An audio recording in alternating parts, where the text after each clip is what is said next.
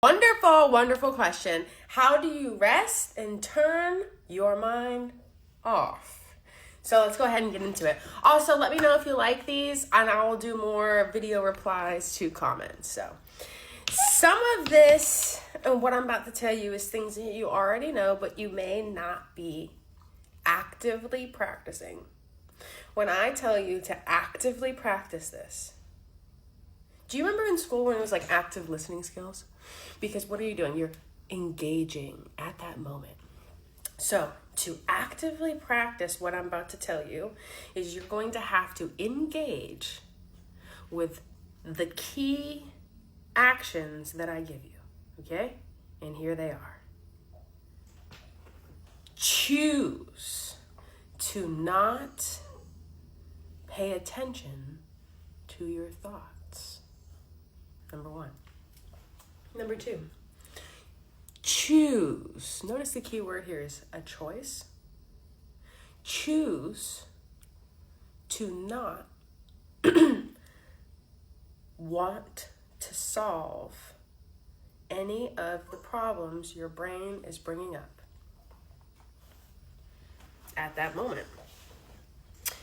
Since we're talking about overthinking, specifically and only overthinking in specific, that is the only time that you should also choose to not want to solve problems and explore. Why? This is the answer. Because they're not real and you cannot solve them. You overworking your mind and overthinking solves nothing.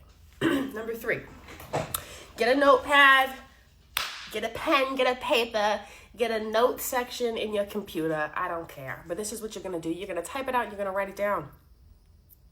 If you have some concern or something you need to, your mind feels like you need to think about and you just can't stop thinking about it, write it down. And you can schedule that time for yourself later on. I am not kidding you. Schedule it out. You want to worry? You feel like so anxious if you don't worry? Because a lot of times when it's people really, really can't stop overthinking, you have an anxious attachment to overthinking. Now, first of all, what is anxiety? What is anxiety? Anxiety is worrying about the future. You're future tripping. So if there's something you feel like you need to write down to look at a future time, do so. Also, once or twice a week, you can schedule 20 to 30 minutes out of your day to go over what is on that list. If it's not that time, don't do it to yourself and tell yourself you don't need to feel guilty because it's not the time for you to deal with that. By the way, this tip and tool, the last one that I just gave you, that is a high functioning, high productivity, high value habit that people have, okay? When they are trying to do more and do better. So these 3 little things here, it's going to help you a lot, but it really comes down to a choice. You choose not to.